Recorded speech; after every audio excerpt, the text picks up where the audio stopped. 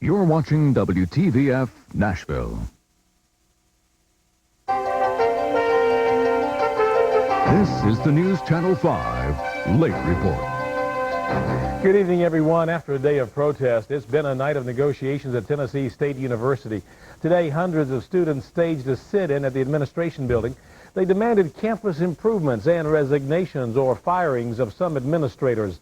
News Channel 5's Brett Lee is now live with the latest on this situation. Brett? Chris, right now things have really quieted down out here this evening compared to what it was going on this afternoon. But there are some students trickling back in, still showing support for the some 75 students still in the sit-down upstairs in the administrative offices. Right now it's more or less just a waiting game. There have been several attempts today to negotiate, the latest being the most successful when they actually hit on some of the students' 14 demands. Those, as you mentioned, range anywhere from resignations of high-ranking officials to living conditions here in the dorms. But the main objective right now is to get amnesty for the students involved. Hell no, we won't go! Hell no, we won't go! More than 200 TSU students took over the administrative offices today to stage a sit-in, with hundreds of supporters cheering them on. The student body president and his supporters let their feelings be known that they want campus conditions improved, and they want the administration to act. We probably could reach a nice compromise, but what we're asking for is nothing outrageous. What we're asking for is simple freedom. Twice, negotiations broke off. At one point, there was a confrontation between students and police when more than 20 officers moved in to clear out the building. That ended in one arrest. We were in the mayor's office earlier, and a call was put into to the police, and at that point we got the assurance that there would be no intervention, that they were going to rely on the negotiating process, and we trust the mayor at that point to be good to his word. Now, Chris, right now, a lot of the police have gone home. The only security you can see around here is really TSU security. As for the students upstairs, several of them have left. They've gone home. They'd rather study tonight. They said they missed school today, so they got to get back into the act for tomorrow. Some of them are just plain tired. They've been out here for almost 22 hours now. I did mention that students are beginning to trickle back in. And sure enough, they just ran around the side of the building. They aren't that satisfied that the police are going to stay away, so they are chained up back over there, locking arm in arm to make sure that any police that do show up are not going to get inside this building. I would say that there are probably about 100 right now. Excuse me. I believe there are about 100. In fact, the police are just now arriving, as you can see behind me. I guess they are getting ready to go in and clear things out. Well, Brett, you stay right there, and if anything happens during our newscast, of course, we'll come back live to you for later reports, okay? Thank you, Chris. We're being told to move, so we'll get back with you. But who's telling you to move? The police right now. They're getting ready to go in. Okay, well, stand by. We'll come back to you when we can, when you have something to report, okay? Okay, we'll be right here. Okay, among the students' demands, the renovation of many campus buildings, and that includes classrooms and dormitories. The students say dorm rooms are too small for 3 people in each room. They also say bathrooms are in disrepair. We found leaking and mildewed overhead pipes. The tubs are dirty, shower heads leak, and students have to use these chairs to hold their towels and toiletries while they shower. Students say they're ready to go off campus if necessary to get conditions improved. Regardless as to what kind of negative publicity it will give to TSU, because they're not worried about how we feel about the situation, and we're paying the money. We also found problems in classrooms, like water damage from a leaky roof in the chemistry building, missing ceiling tiles in a lecture hall, and halls cluttered with boxes and books. Today, a group of TSU students and professors filed a motion in connection with the school's court-ordered desegregation plan. They're asking the court to order the state to account for all money spent and committed for the enhancement of the university as called for by the government in 1984. The American Civil Liberties Union today sued the Cumberland County Board of Education and an assistant principal for $1 million. It's over the alleged strip search of a class of 7th grade students.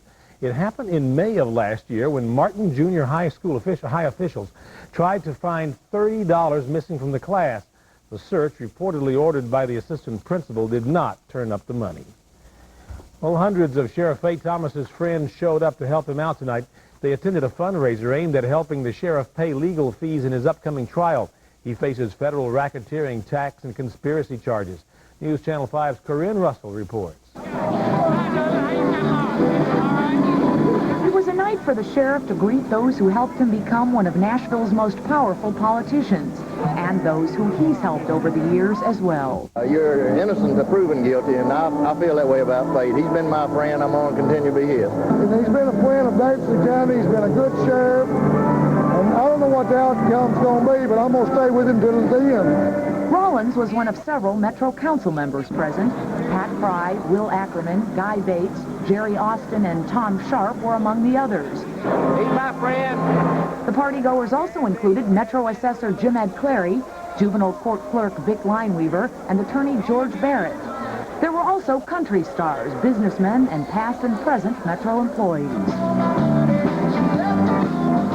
Musicians donated their time. One of the hotel's owners donated the food, and the guests donated money for the sheriff's defense. Well, it's going to cost a lot of money. You know, government's got a lot of money, so we don't have much money as the government. We'll probably raise $20,000 tonight, at least, in the neighborhood of that. I brought down about 4 or 5 dozen checks tonight, was mailed them out. The point of the party is as much to raise support as to raise money. And some believe if this were a fundraiser for the sheriff's re-election campaign instead of his defense fund, perhaps more top politicians would have attended.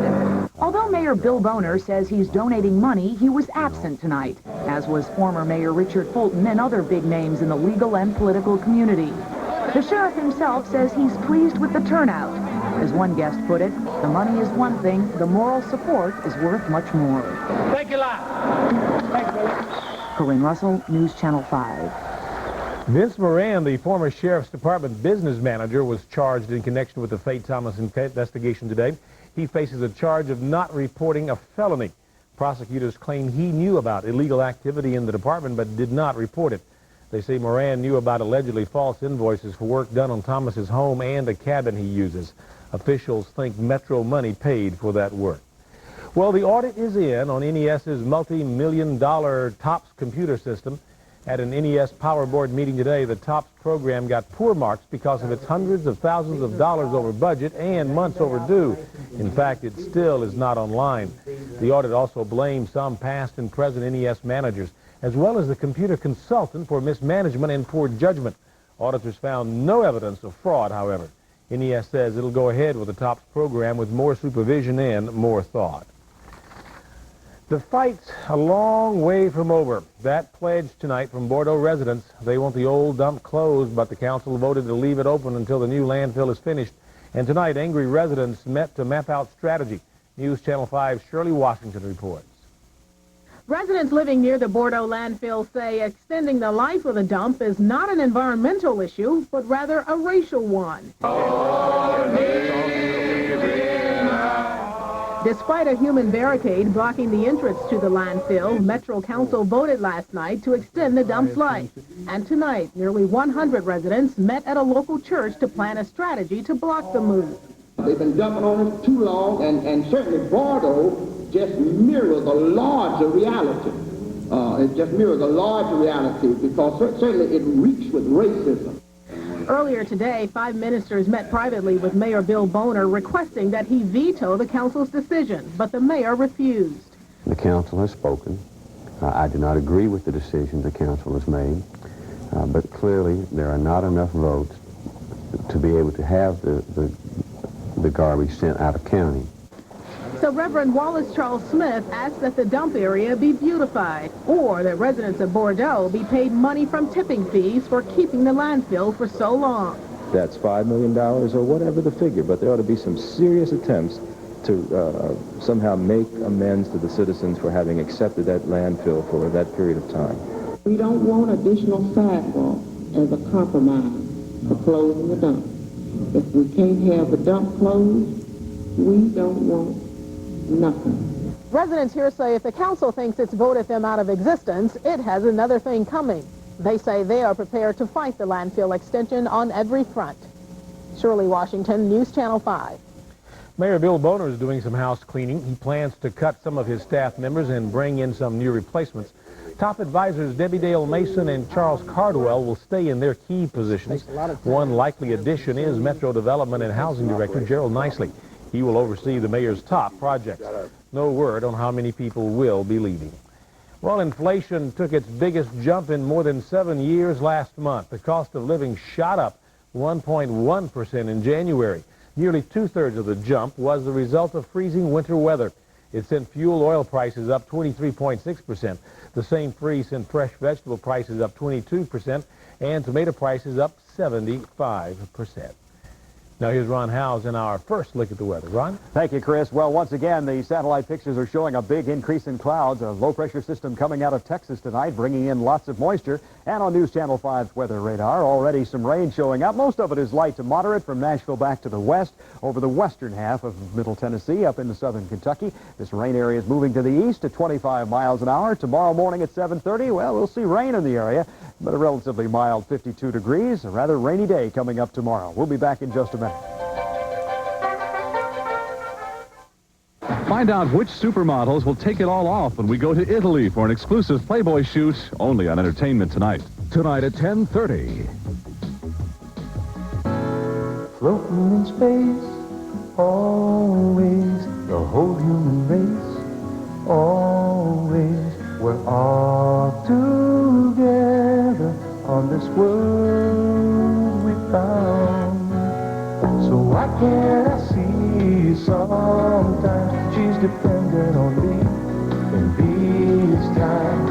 She's my home, and I just can't let it down. If future generations are going to enjoy clean air, land, and water, then it's up to us to do something about it. At Walmart, we share your concern and your commitment to improve the quality of life in our neighborhoods. For that reason, we're identifying items in our stores that have been changed to be a little better for the environment. Look for these signs and choose these products. It's a small step, but maybe by working together, we can make a difference. Reason number 17 to see your Nissan dealer now. $1,000 cash back direct from Nissan on the fun and reliable Sentra Standard. That means right now you pay only $63.99. See your nearest Nissan dealer now, where satisfaction is standard equipment. Reason number 21 to see your Nissan dealer now, the Stanza Challenge. If you're thinking of buying a Camry, test drive the Stanza first. We're so sure you'll want the Stanza that if you still buy the Camry, we'll give you $100. Take the Stanza Challenge now at your nearest Nissan dealer.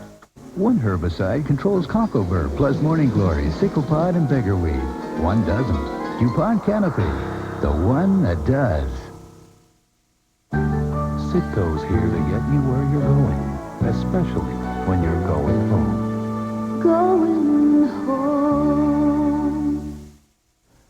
Czechoslovakia's president made an emotional speech before Congress today. Václav Havel said his country's peaceful resolution was inspired by the U.S. Constitution and our Declaration of Independence. His remarks drew a standing ovation. Havel also said the U.S. can best help Czechoslovakia by keeping the Soviet Union headed toward democracy. A Murfreesboro couple drove to Washington today just to hear Havel's speech. Czechoslovakian-born George Volak saw history in the making when the Soviet troops crushed the Prague Spring reform back in 1968. Today, he and his wife Nancy witness history again. You know, we're going from one extreme to another. And I think it was just, I feel like part of the history. Senator Al Gore arranged for the Volaks to see Havel's address. In medical news tonight, sickle cell anemia is a major health problem in the U.S. More than 60,000 people suffer from it. In tonight's Health Beat report, Leanne Sewell shows us why blood tests can make the difference for many of those threatened by the disease. Researchers are increasingly hopeful that sickle cell anemia can someday be conquered. But the only way to beat the disease right now is to identify those who may be at risk. The Community Health Mobile is part of a nationwide effort to make people aware of the need for sickle cell screening. Last year we tested over 11,000 people. That included 81 cities. Dana Shumaki is being tested to see if she carries the sickle cell trait in her blood. I think I better get tested. I was very curious. 1 out of 10 black Americans have inherited the sickle cell trait, but it's also found in the Latino community and in people of Mediterranean descent. The real risk in these individuals is that they can pass that on to their offspring, their children. If 2 people with the recessive trait have a child, there's a 1 in 4 chance the child will have sickle cell disease, which can be life-threatening. Alicia Hampton's parents did not know they both had sickle cell trait. I knew I did, but he said he did not, and he was sure because he, had been in the Navy and everything, he had all kinds of tests. People with sickle cell disease have abnormally elongated red blood cells caused by a genetic defect in their hemoglobin. Researchers say gene therapy may one day offer hope. The use of a patient's own bone marrow that has been altered in some way, in this case the putting in of a normal gene, and having that gene work instead of, or at least partially instead of, the gene for sickle cell disease. A cure for sickle cell disease is still many years away. Until then, experts advise people to find out their genetic status before starting a family. Leanne Sewell, News Channel 5.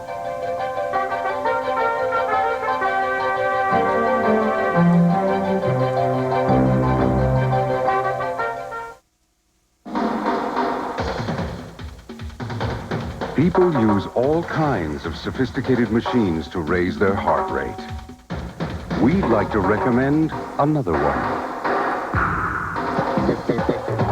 The pulse-quickening technology of Ford Probe. It'll get your motor running.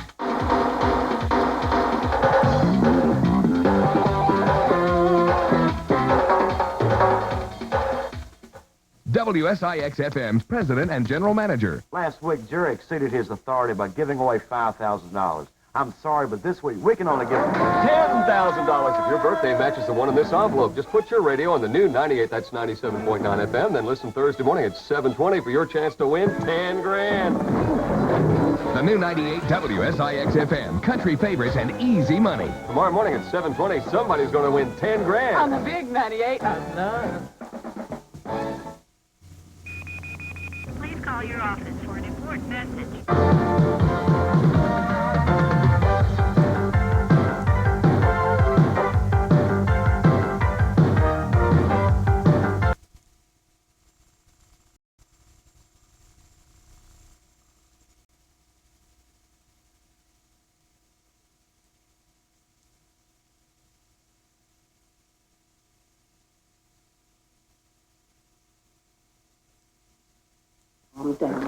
Our Reverend got